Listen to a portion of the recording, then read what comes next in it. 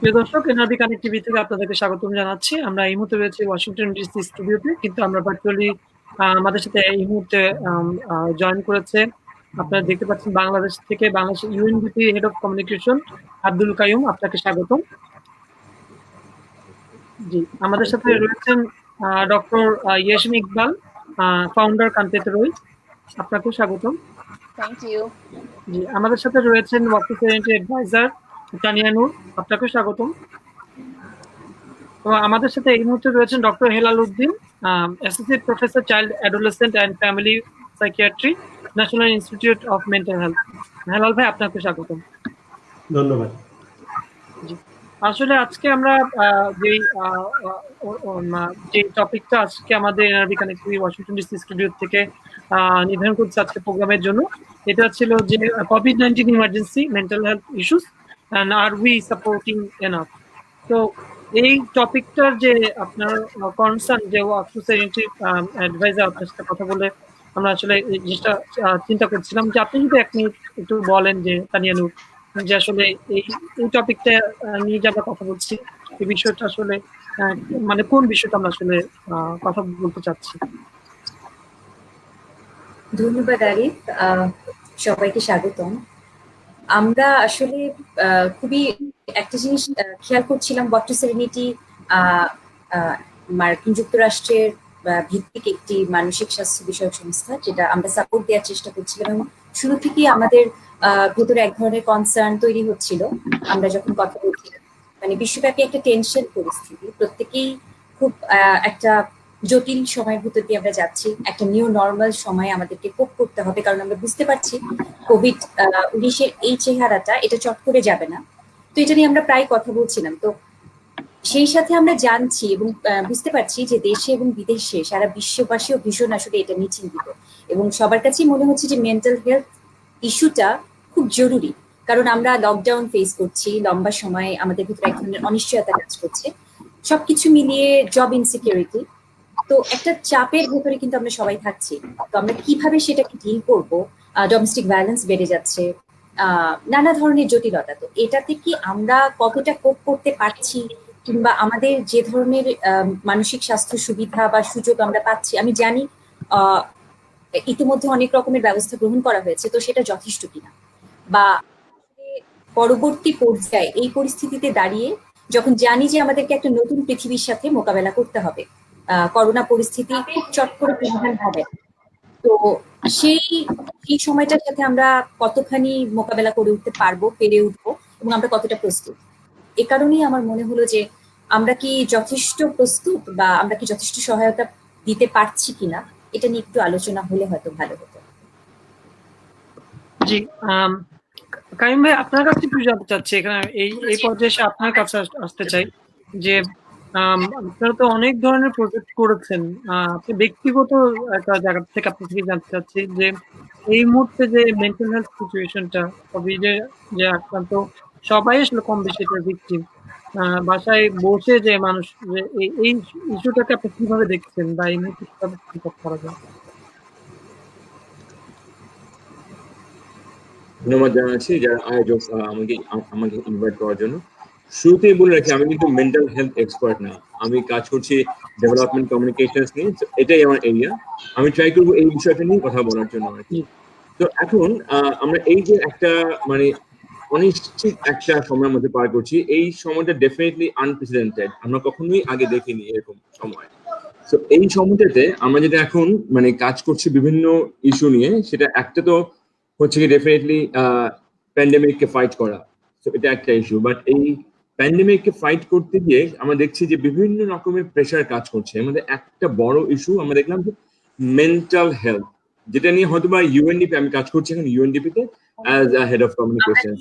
তো ইউএনডিপি একটা মানে নয়েজ হচ্ছে, সরি। ইউএনডিপি যদিও মেন্টাল হেলথ নিয়ে কাজ করে না, বাট ওভারঅল আমরা দেখলাম যে এই প্যান্ডেমিক নিয়ে ফাইট করতে গিয়ে এখানে মেন্টাল হেলথ একটা বড় ক্রাইসিস হচ্ছে আর কি। সেটা কিভাবে হচ্ছে, সেটা হচ্ছে অনেক অনেক রকম উপায়, বিভিন্ন রকম আমরা নিউজ পাচ্ছি, কোনটা ঠিক কোনটা ভুল। এটা এক ধরনের অ্যাংজাইটি ক্রিয়েট করছে, এক ধরনের উত্তেজনা ক্রিয়েট করছে।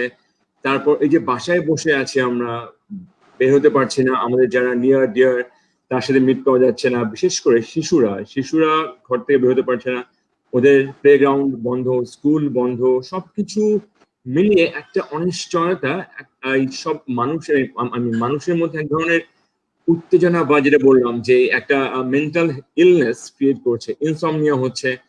এই ইস্যুটাও তখন আমরা চিন্তা করলাম যে এটাকে কিভাবে আমরা কিছু হলেও রিকভার করতে পারি। যদিও ইউএনডিপি এটা এরিয়া না, বাট স্টিল আমরা যেহেতু আন্ডার ইউএন আমব্রেলা, সো এখানে ডাব্লিউএইচও আছে, আমরা ডাব্লিউএইচও গাইডলাইন ফলো করে আমরা কিছু ইনিশিয়েটিভ নেওয়া হয়। এর মধ্যে একটা ইনিশিয়েটিভ, যখন থেকে লকডাউন শুরু হলো তখন কিভাবে এই লকডাউনটাকে আরেকটু মানে আমি ইভেন্টফুল করা যায় মানুষের জন্য, আমরা সেই চিন্তা করি। সেখান থেকে আমরা একটা স্টে হোম চ্যালেঞ্জ করি।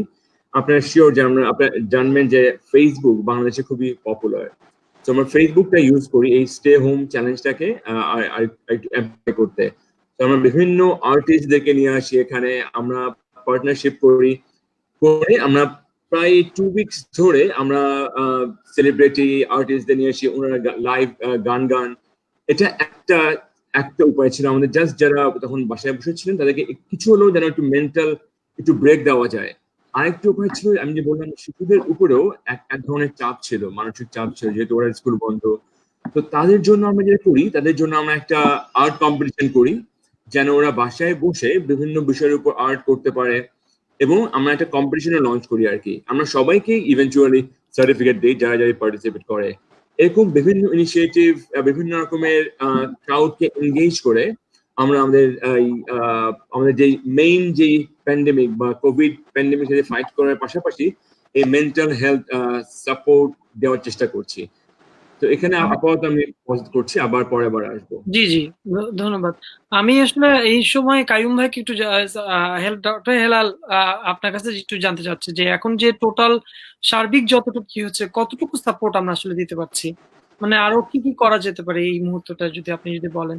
কারণ আপনি এই মুহূর্তে, আপনাকে স্পেশাল একটা ধন্যবাদ দিতে চাই যে এই সিচুয়েশনে আমরা জানি যে অনেকেই ফেসবুক থেকে অনেক ইনভলভ, যদি অনেকে বলে 7 বিলিয়ন পিপলের মধ্যে 1 বিলিয়ন পিপলের ফেসবুক আছে, এতটাই ইনভলভ।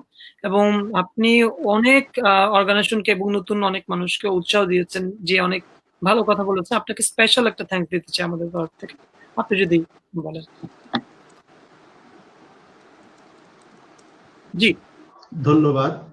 আমাদের আসলে এখন মূল ফোকাসটা কিন্তু চলে গিয়েছে যে কোভিড-19 মোকাবেলাতে, এবং সেক্ষেত্রে আমাদের যে প্রতিরোধের জায়গা, চিকিৎসার জায়গা, আপনি জানেন মানুষের কিন্তু চিন্তার জায়গাটা হচ্ছে এখন আমি সংক্রমিত হব কিনা, সংক্রমিত হলে আমি চিকিৎসা পাবো কিনা, চিকিৎসা পেলে আমি মৃত্যুর মুখ থেকে বেঁচে বাসায় ফিরতে পারবো কিনা। ফলে এত চিন্তার মধ্য দিয়ে মানসিক স্বাস্থ্যের দিকে সাধারণ মানুষ কিন্তু ওই মনোযোগটা কিন্তু দিতে পারছে না। কিন্তু আমরা যারা মানসিক স্বাস্থ্য বিশেষজ্ঞ এবং যারা আমাদের জনস্বাস্থ্যে কাজ করি, আমরা কিন্তু জানি এবং বিশ্বের বিশেষজ্ঞরা বলেছেন যে এই প্যান্ডেমিকের পর্যায়ে মানুষের মানসিক স্বাস্থ্য কিন্তু দারুণভাবে বিপন্ন হবে, এবং হচ্ছেও তাই, সারা পৃথিবীতেই হচ্ছে, শুধু বাংলাদেশে না, সারা পৃথিবীতেই মানসিক স্বাস্থ্যটা বিপন্ন হচ্ছে, একটা মানসিক বিপর্যস্ততার মধ্য দিয়ে মানুষ যাচ্ছে। এবং আরো মানে একটা আশঙ্কার কথা এই যে বিশেষজ্ঞরা কিন্তু এটিও বলেছেন যে প্যান্ডেমিক হয়তো চলে যাবে একসময়, অনেক প্রাণের বিনিময়ে, অনেক ক্ষতির বিনিময়ে প্যান্ডেমিক হয়তো চলে যাবে, সেটা 3 মাস 6 মাস 9 মাস হোক। আমরা একটা যে কথাটা তানিয়া নূর আপা বললেন যে একটি নিউ নরমাল পরিস্থিতি, যদিও আমি এটাকে নিউ নরমাল বলি না, আমরা আগের পৃথিবীটাও কখনো নরমাল ছিল না আমার কাছে মনে হয়।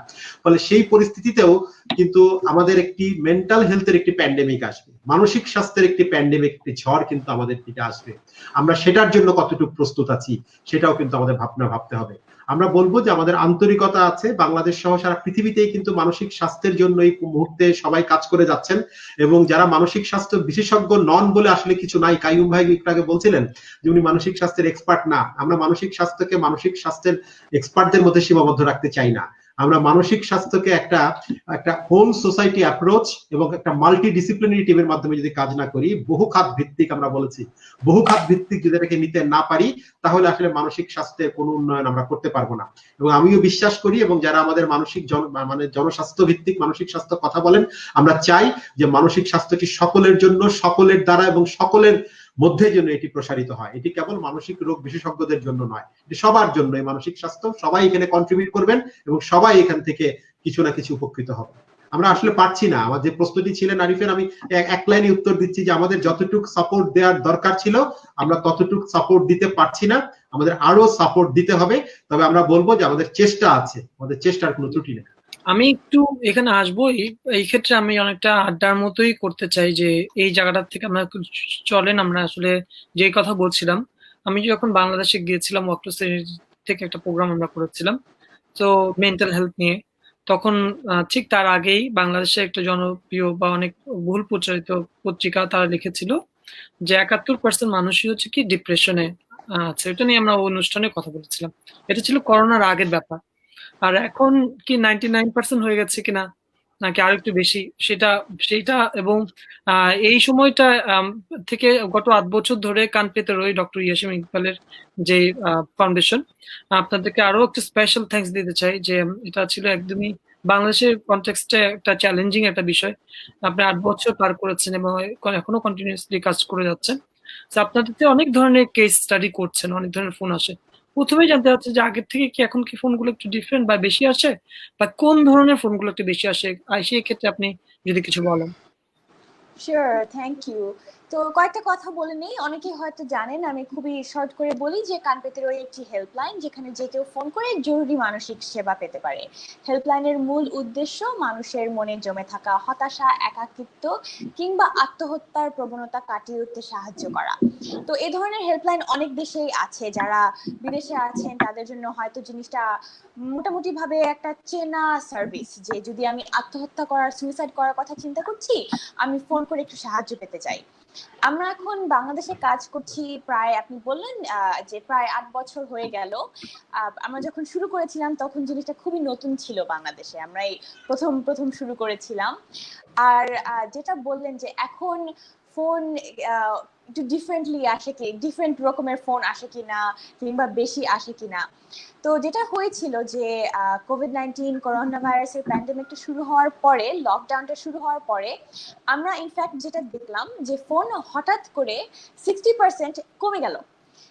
যদিও পুরা বিশ্বে আমরা দেখছিলাম যে ফোন অনেকখানি বেড়ে গেছে, কিন্তু তারপরে আমরা বুঝতে পারলাম যে যেটা হচ্ছে যে সবাই এখন বাসার ভিতরে আটকা, এবং বাংলাদেশের যে কনটেক্সটটা, আমাদের বাসার ভিতরের যে পরিস্থিতিটা, সেটাতে আমি হয়তো প্রাইভেসি পাচ্ছি না ফোন করার মতন। আমি যে একটু একা নিরিবিলি কথা বলতে পারবো হয়তো সেটা পাচ্ছি না, কিংবা আমি যে আমার ফোনে ক্রেডিটটা একটু ভরবো, অনেকেই আমাদেরকে জানিয়েছে ফেসবুকে কিংবা ইমেল করে যে আমি সবসময় তো কাজে যাওয়ার সময় কিংবা ক্লাসে যাওয়ার সময় একটু মুদির দোকানে টাকা দিয়ে ফোনে ক্রেডিট নিতাম, এখন আমি বাসা থেকে বের হচ্ছি না, আমি ফোন করতে পারছি না।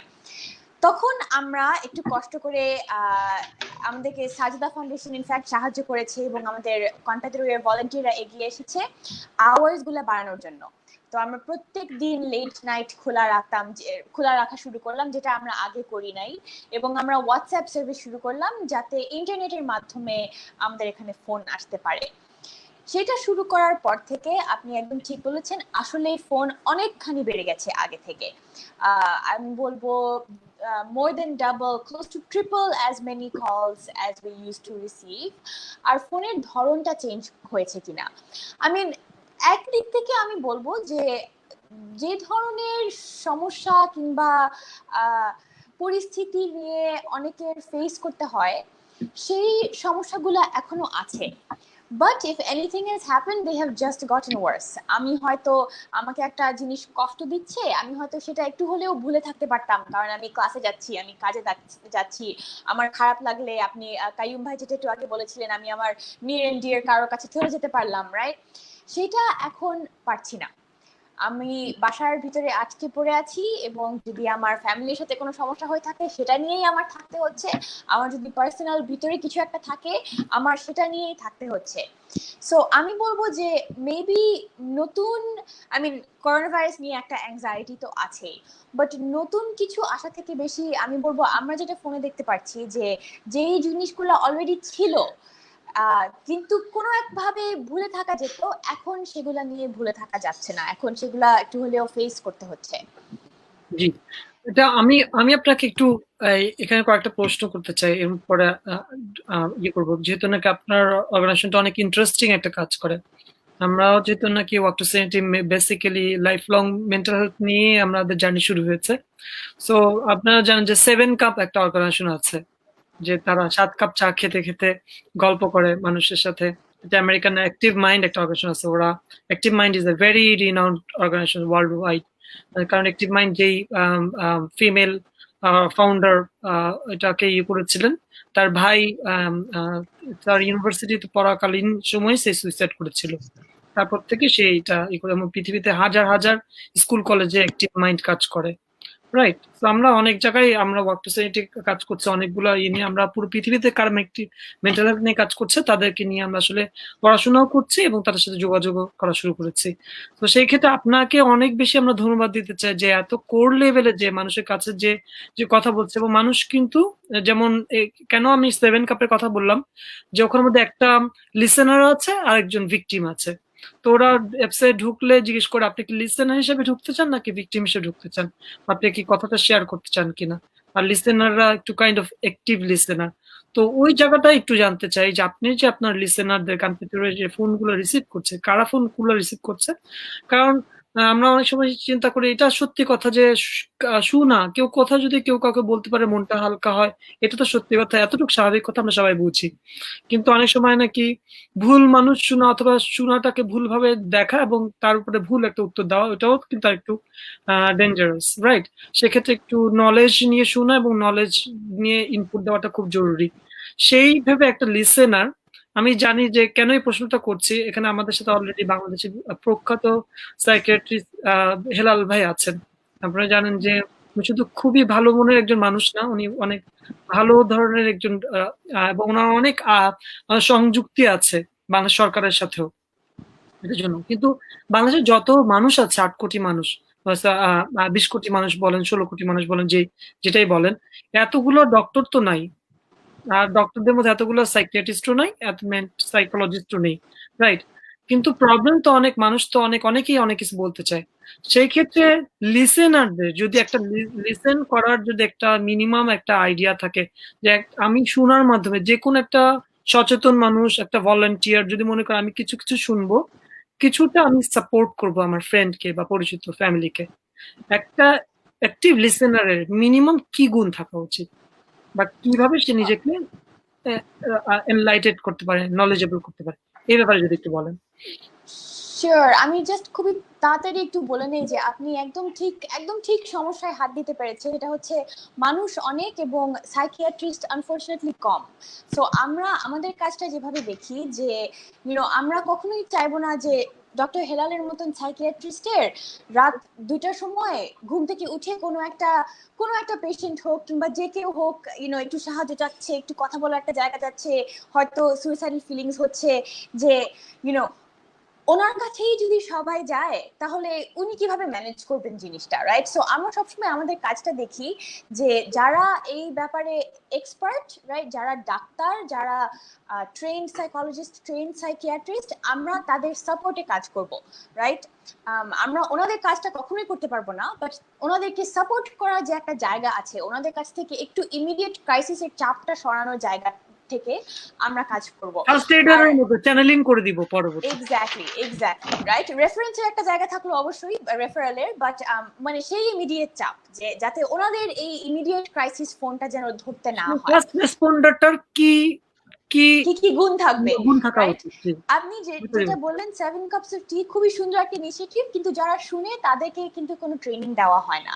আমাদের এখানে পুরাই আলাদা। আমরা বিফ্রেন্ডার্স ওয়ার্ল্ড ওয়াইড নামে একটা ইন্টারন্যাশনাল মডেল ফলো করি ফর সুইসাইড প্রিভেনশন, এবং আমরা আমাদের সবাই ভলেন্টিয়ারি ফোন ধরে, যারা ফোন ধরে তারা নিজে থেকেই আসে ফোন ধরার জন্য, বাট আমরা তাদেরকে খুবই কেয়ারফুলি একটা সিলেকশন প্রসেসের মাধ্যমে নিয়ে আসি আমাদের হেল্পলাইনে, এবং নেওয়ার পরে অনেক লম্বা একটা ট্রেনিং দিয়ে থাকি। 2 hours গ্রুপ ট্রেনিং থাকে, and then almost 30 to 40 hours individual training কোনো ফোন ধরার আগে। কারণ আপনি যেটা বললেন, কখনোই চাইবো না যে কোনো একটা খারাপ সিচুয়েশনে, কারণ আমাদের এখানে তো এমনও ফোন আসে যারা সুইসাইড করার প্রসেসটা শুরু করে ফেলেছে, তারা ওষুধ খেয়ে ফোন করছে, হাত কেটে ফোন করছে। সো তাদের সাথেও কথা বলার একটা সার্টেন ধরনের ট্রেনিং এবং সার্টেন ধরনের মানুষ লাগে, সেটা আমরা খুব সাবধানে দেখি। রাইট। তো সেক্ষেত্রে এমনি জাস্ট আপনার তো একটা ট্রেনিংই করান। আমি আরো একটু জানতে চাই বিষয়টা যেরকম যে যারা নাকি আপনি জানেন যে বাংলাদেশে অনেক ভলান্টিয়ার আছে। হ্যাঁ, অনেক, অনেক সংগঠন আছে যাদের ১০,০০০ ভলান্টিয়ার আছে। এরকমও আছে। তো যদি কেউ ভলান্টিয়ারি করে আমরা জানি তাদের মানসিকভাবে চিন্তা থাকে তারা নিঃস্বার্থভাবে মানুষকে হেল্প করতে চায়। ভলান্টিয়ার শব্দটার অর্থটাই তো এটা। সেক্ষেত্রে তারাও যে অনেকে আছে knowledgeable, অনেক পড়াশোনা করে, বই পড়ে, অনেক কিছু করে। সেক্ষেত্রে কোন ধরনের জিনিসগুলো একটা অ্যাক্টিভ লিসেনার এর গুণ তৈরি করে? কোন ধরনের বইগুলা বা কোন জিনিসগুলা? এটা আমি বেসিক্যালি আপনার কাছে এবং ডক্টর হেলালের কাছে জানতে চাই। ১ম এ ডক্টর হেলাল থেকে শুনে নেই, তারপর আপনার কাছে। শিওর। জি, ডক্টর হেলাল। না, ধন্যবাদ। সবার আগে যেটি করতে হবে যে আপনি যেটি বললেন, ভলান্টিয়ারদের মানসিকতাটাকে পরিবর্তন করতে হবে। যে আমাদের ভলান্টিয়ারদের মানসিক মানে আমি ভলান্টিয়ার হব, এই মানসিকতা নিয়ে আমাকে আসতে হবে। আমি জি। খুব বড় একটা সংগঠনের সাথে যুক্ত হব এবং সেভাবে আমার ক্রেডেনশিয়ালিটি বাড়বে, এটা মনে করে যদি আমি যুক্ত হই, তাহলে কিন্তু আমার ভলান্টিয়ারের মূল জায়গা থেকে আমি সরে গিয়েছি। আমাকে যেতে হবে যে আমি কি করব সেটা আমাকে পরিষ্কারভাবে জেনে যেতে হবে। আর ইয়েসিম যে কথাটা বললেন, খুব সুন্দর একটি কথা বলেছেন যে আমাদের কিন্তু আমাদের দেশে আমরা বলেছি যে মানসিক স্বাস্থ্য বিশেষজ্ঞের সংখ্যা শুধু কম নয়, ভীষণ ভীষণ রকম ভাবে কম। এবং এই মানসিক স্বাস্থ্য বিশেষজ্ঞদের দিয়ে, সেটা সাইকিয়াট্রিস্ট বলি অথবা সাইকোলজিস্ট বলি, উভয় পক্ষকে দিয়ে আমাদের দেশের যেই পরিমাণ মানসিক রোগী আছেন তাদেরকে সার্ভিস দেওয়াটা একটা অসম্ভব ব্যাপার। আমাদের একটি সুবিধা হচ্ছে, সুবিধা বলবো না, এটি আমাদের একটি ব্যর্থতা বা আমাদের একটি পিছিয়ে থাকা হচ্ছে, আমাদের ৯৪% মানসিক রোগীরাই কিন্তু ট্রিটমেন্ট গ্যাপের মধ্যে আছেন, অর্থাৎ তারা ট্রিটমেন্ট নিচ্ছেন না। তারা কিন্তু কারো কাছে ট্রিটমেন্ট নিচ্ছেন না, তারা আমাদের কাছেও নিচ্ছেন না, তারা ওঝা ফকিরের কাছেও নিচ্ছেন না, তারা কারো কাছে যাচ্ছেন না, তারা মানে আমাদের কনভেনশনাল পথেও আসছেন না, কারো কাছে সাহায্য চাচ্ছেন না। তারা মানে ৯৪% কিন্তু এর বাইরে। এটা আমাদের ২০১৮ সালের যে আমাদের একটি ন্যাশনাল সার্ভে হয়েছিল তার রিপোর্ট অনুযায়ী। জি।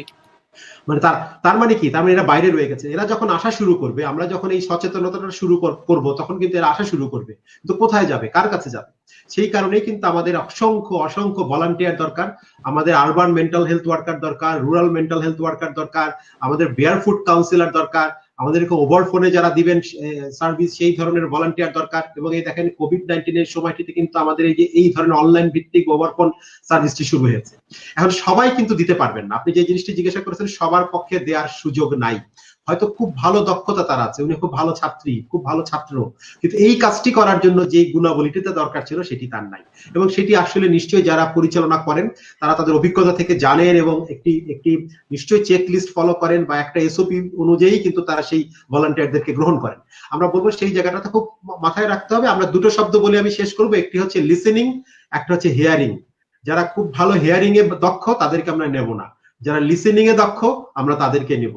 আর লিসেনিং এর গুণাবলী এটা আমরা সবাই জানি। আমরা সেই জায়গাগুলোতে কখন মন দিয়ে শুনতে হবে, কখন প্যারাফ্রেজিং করবে, কখন তিনি তার সাথে এমপ্যাথেটিক শব্দ বলবে, তিনি ভুলে আবার সিম্প্যাথেটিক শব্দ বলে ফেললে আমরা তাকে গুড লিসেনার বলি না।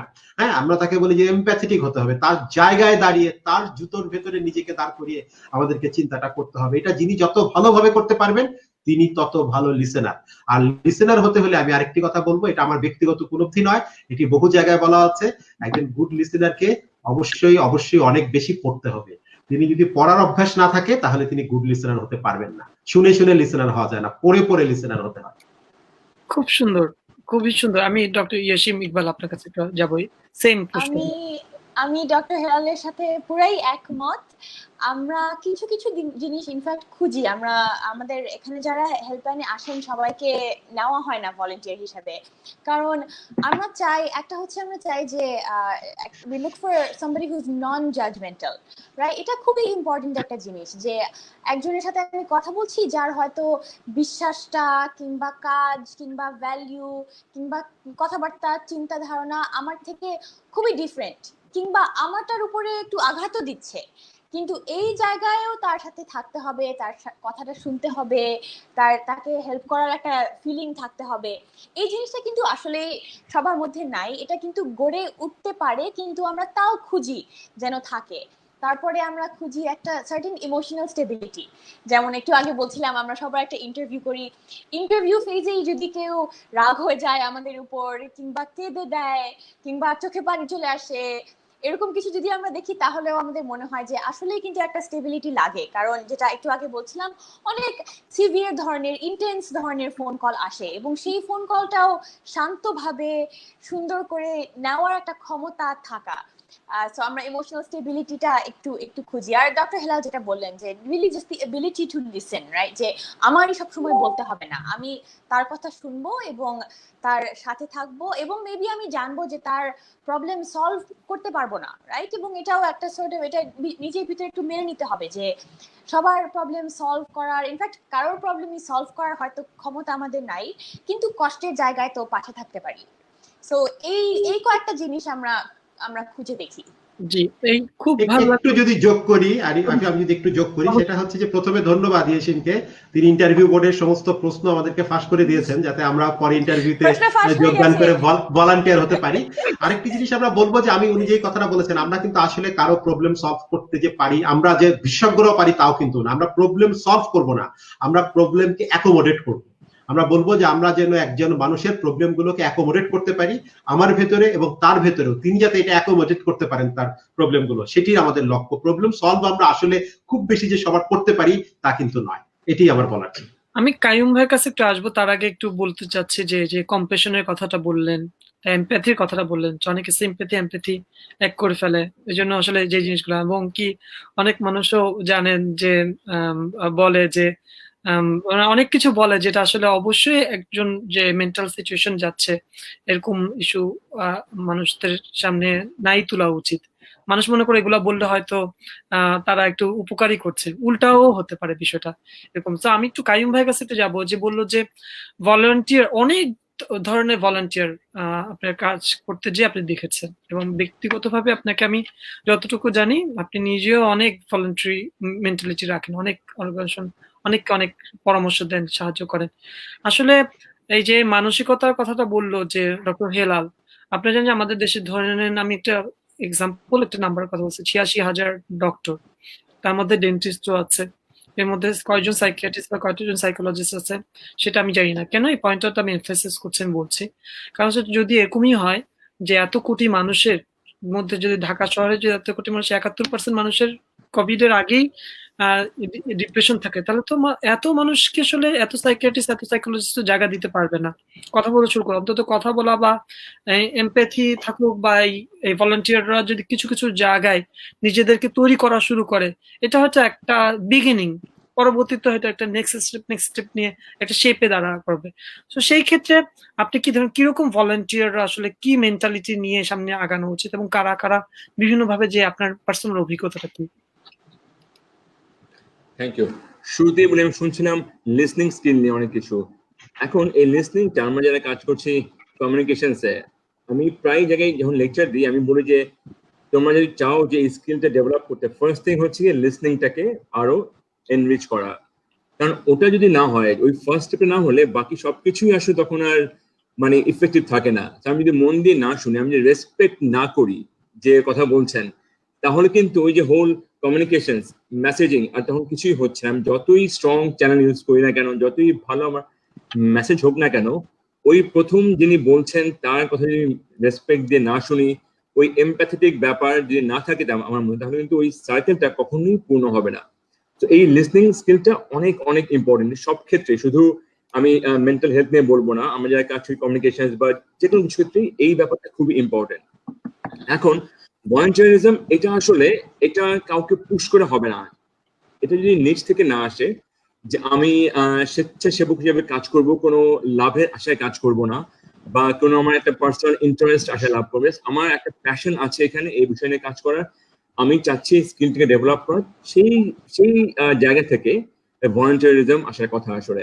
এটা কখনো পুশ করে বা কোনো লাভের আশা হবে না। আমি যদি একটু পিছনে যাই, এই 52 ভাষা আন্দোলন আপনি দেখবেন, বা আমাদের 71 মহান মুক্তিযুদ্ধ, যারা এই সময় প্রাণ দিয়েছেন তারা কিন্তু কোনো লাভের আশা করেননি। ওনারা দেশের একটা ক্রাইসিসে ওনারা নিজেদের জীবনটাকে বিসর্গ করে দেন, উৎসর্গ করে দেন।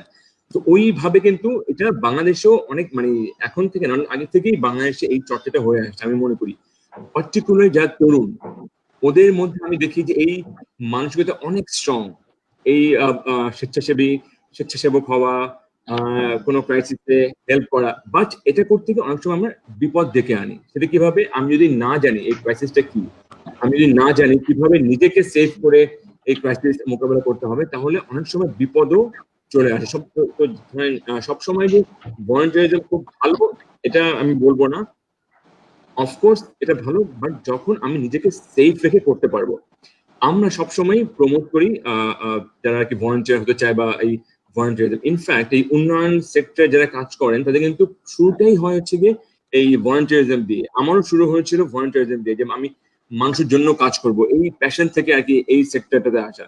তো এইখানে যদি ওই ধরনের প্যাশন না থাকে, তাহলে শুধু ওই যেটা হেলাল ভাই বলছিলেন, ডক্টর হেলাল বলছিলেন যে বড় কোনো সংস্থার একটা অ্যাফিলিয়েশন হবে, এই আশায় আমি কাজ করব, তাহলে হয়তো বেশি দূর আগানো যাবে না। এখন আমরা ইউএনডিপি কিভাবে কাজ করছে, এই প্রমোট করছে ভলান্টিয়ারিজম, আমরা ইউথ কোলাবের মাধ্যমে, আমাদের একটা ডিপার্টমেন্ট আছে ইউথ কোলাব, তার মাধ্যমে আমরা স্টার্ট আপ নিয়ে কাজ করি। এরকম একটা স্টার্ট আপ হচ্ছে কি মনের বন্ধু। আমি হয়তো শুনে থাকবেন, যারাও লাইক কান পেতে ওই মতোই সাপোর্ট দিচ্ছে, পার্টিকুলারলি এই কোভিড ক্রাইসিসে দিচ্ছে, আগে থেকে দিচ্ছিল ওনারাও বিভিন্ন মেন্টাল হেলথ ইস্যু নিয়ে সাপোর্ট দেয়। ওরা আমাদের UNDP one of the start up ছিল আর কি। যখন এই ক্রাইসিসটা হয়, তখন আমরাও মানে we had a partnership with them. তখন আমরা কি করি, ইউএনডিপি থেকে আমরা ওই যারা এই ধরনের ক্রাইসিসে আছে, মেন্টাল হেলথ নিয়ে একটু ক্রাইসিস আছে, তাদেরকে আমরা বলি যে please contact Moner Bondhu, they will help you. So কোনো ফি ছাড়াই, কোনো চার্জ ছাড়াই, ওটা ইউএনডিপি বেয়ার করে। তো এইভাবে আমরা প্রমোট করি ভলান্টিয়ারিজম, পার্টিকুলার যেসব ইয়াং মাইন্ড, ক্রিয়েটিভ মাইন্ড আছেন, ওদের কোনো ইনোভেটিভ কাজ আমরা যদি দেখি যে এই কাজটাকে আরেকটু অ্যাম্পলিফাই করলে it will bring better result, আমরা ওই ধরনের প্ল্যাটফর্ম ক্রিয়েট করি। আমাদের এটওয়ে একটা প্রোগ্রাম আছে, আপনি হয়তো শুনে থাকবেন, যে অ্যাক্সেস টু ইনফরমেশন, যে এটওয়ে প্রোগ্রাম, ওটার মাধ্যমে আমরা এই ধরনের অনেক প্ল্যাটফর্ম নিয়ে কাজ করি, যেখানে ইউথরা আসতে পারে, এসে তাদের বিভিন্ন ক্রিয়েটিভ আইডিয়া প্রমোট করে, এবং ওরা কিন্তু আসে ডেফিনেটলি ফ্রম ভলান্টিয়ারিজম যে স্পিরিট থেকে আসে, অন্য কোনো লাভে আসে না। But what we do, just give them a better platform, একটু নার্চার করা, উইথ টেকনিক্যাল লোকদের নিয়ে আসে, একটু এক্সপার্টদের নিয়ে আসে, so that they are more confident and experienced. So এইভাবে আর কি।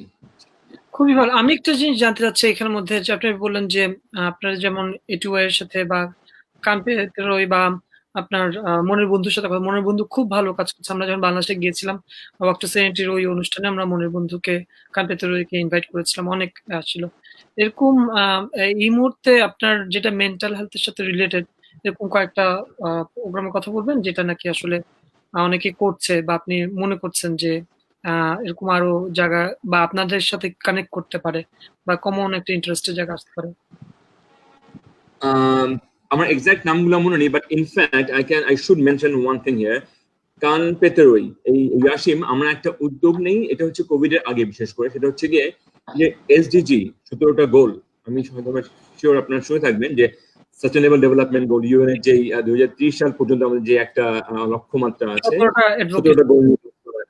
17টা গোল নিয়ে কাজ করেন।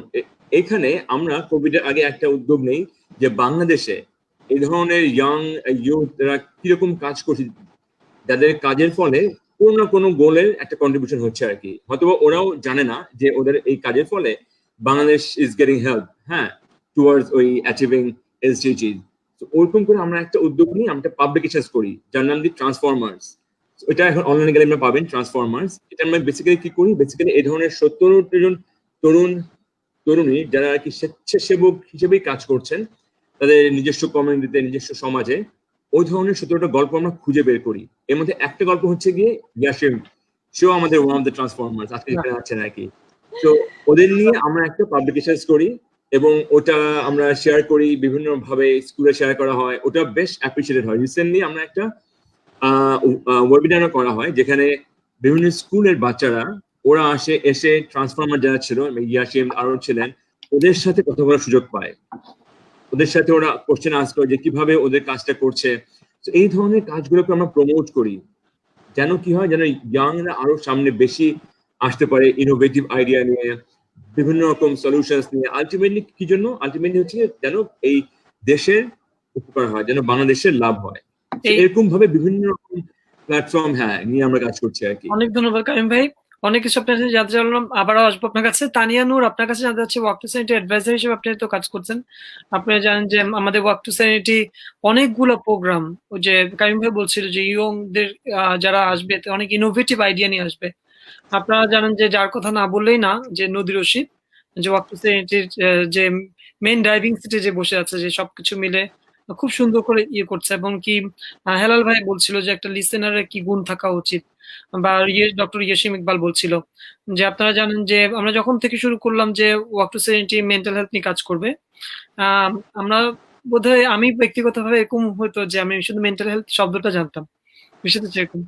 এবং নদী রশিদের কথা এই জন্য বলতে চাচ্ছি যে একটা ভলান্টিয়ার বা একটা মানুষ যখন চিন্তা করে যে সে কিছু করবে, মানসিকতাটা কতটুকু জরুরি।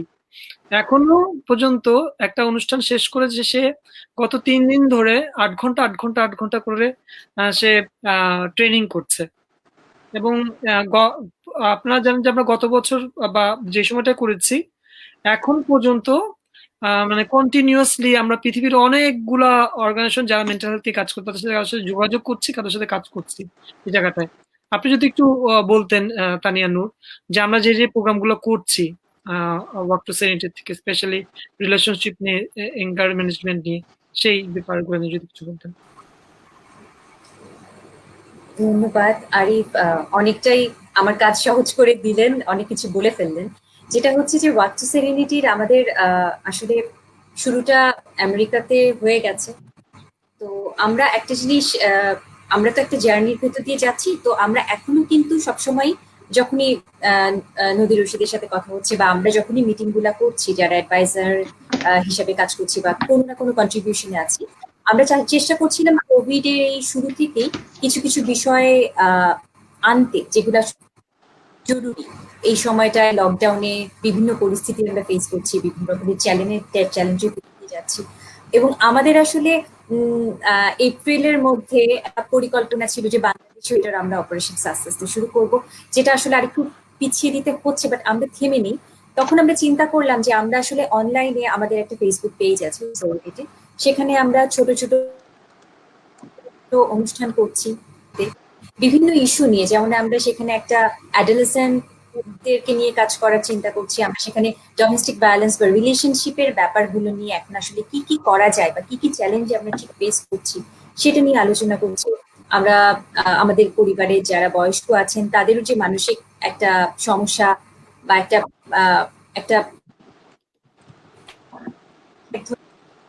ভাগ করে চেষ্টা করছি যে প্রবলেম গুলোকে সামনে আনতে এবং সেটা সমাধানটাও খুঁজে বের করতে। এবং সেই সাথে সাথে আমাদের সাথে অনেক সময় কথা বলছেন বিভিন্ন কাউন্সিলররা, কথা বলছেন সাইকোলজিক্যাল কাউন্সিলর হিসেবে যারা কাজ করছেন প্রফেশনালি, তারা আমাদেরকে সাপোর্ট দিচ্ছেন এভাবে যে ঠিক আসলে কোন ডিরেকশনটাতে আমরা এখন কোপ করতে পারবো, আমাদের কোপিং মেকানিজমটা কিভাবে ডেভেলপ করতে পারি। বাচ্চারা খুব একটা বাজে সময়ের ভেতর দিয়ে যাচ্ছে যেটা আমরা আমাদের চাইল্ডহুডে পাইনি, ওদেরকে এটা ফেস করতে হচ্ছে। তো ওদের সাথে প্যারেন্টিং এর ব্যাপারটাতে আমরা কিভাবে ইনপুট দিতে পারি। সো অনেকগুলো ইস্যু এখানে আমরা আনছি এবং আমরা চেষ্টা করছি একটা সলিউশনের পথ তৈরি করতে। এবং আজকে এই যে কোভিড এর যে সিচুয়েশন, এই সিচুয়েশনটা আমরা বুঝতে পারছি যে আমাদেরকে লম্বা সময় টানতে হবে, এবং যেটা সবচেয়ে অ্যালার্মিং, যেটা হার্ম করছে, ডোমেস্টিক ব্যালেন্স বাড়ছে, রিলেশনশিপের মেকানিজম গুলা, ডিনামিক্স গুলো ডিফারেন্ট একটা শেপে আমরা দেখতে পাচ্ছি। সবকিছু মিলিয়ে এই পরিস্থিতিটা একদম নতুন, এবং এই পরিস্থিতি থেকে আমরা যখন আবার নতুন একটা পরিস্থিতির মোকাবেলায় মানে সম্মুখীন হচ্ছি, অনিশ্চয়তা থাকবে, অনেক ধরনের সমস্যা থাকবে। আমরা তো আসলে কোন সমস্যার পার্মানেন্ট সমাধানে পৌঁছতে পারবো না। তো ওই কোপিং মেকানিজমটা, সে ডিপ্রেশন আছে, ডিপ্রেশন তো কিউরেবল না কিন্তু manageable. So let's manage it.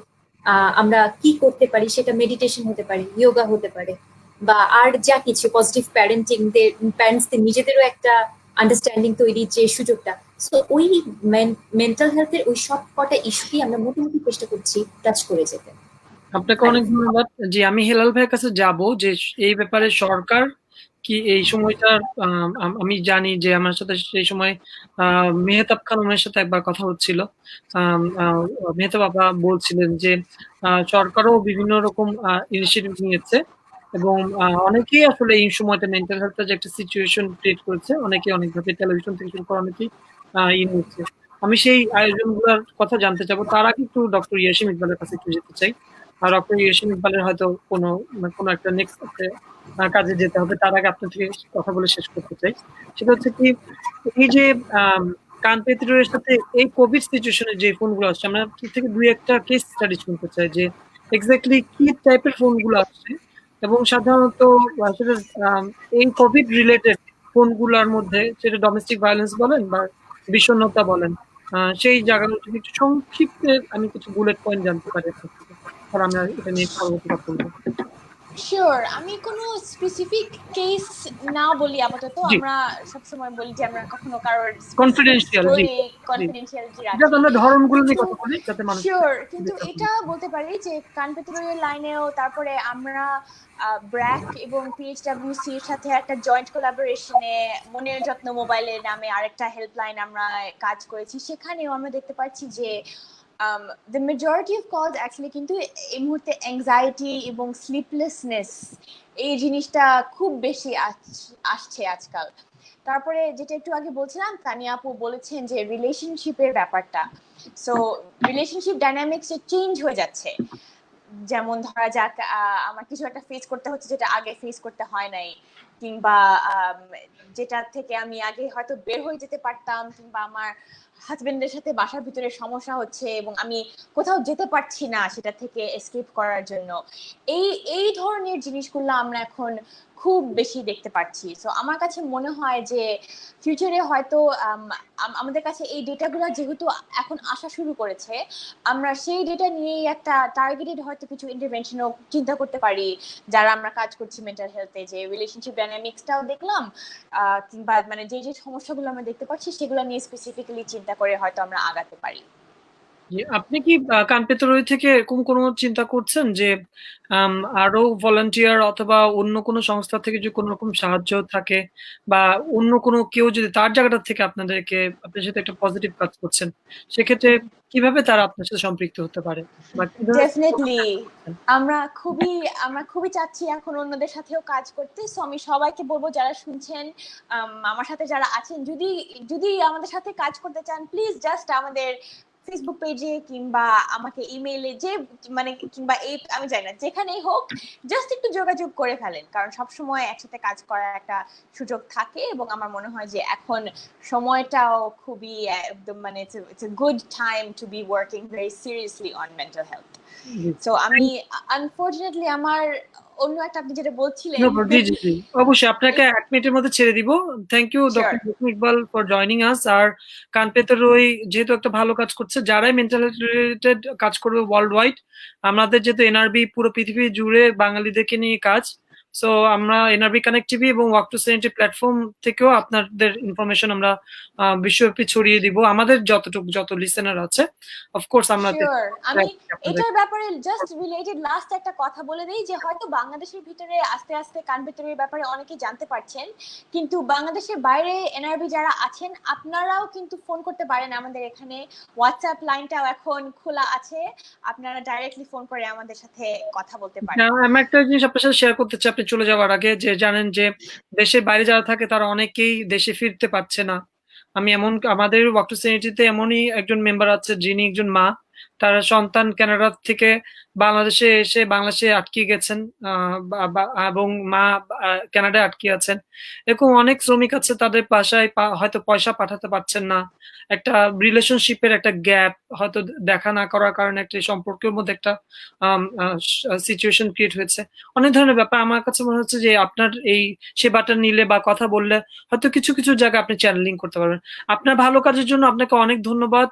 NRB connect টিভির পক্ষ থেকে, ওয়াক টু সেনিটির পক্ষ থেকে আমরা একসাথে অনেক কাজ করব ভবিষ্যতে। আপনাকে অনেক ধন্যবাদ জানাচ্ছি আমাদের সাথে আজকে জয়েন করার জন্য। থ্যাংক ইউ সো মাচ সুযোগ করে দেওয়ার জন্য।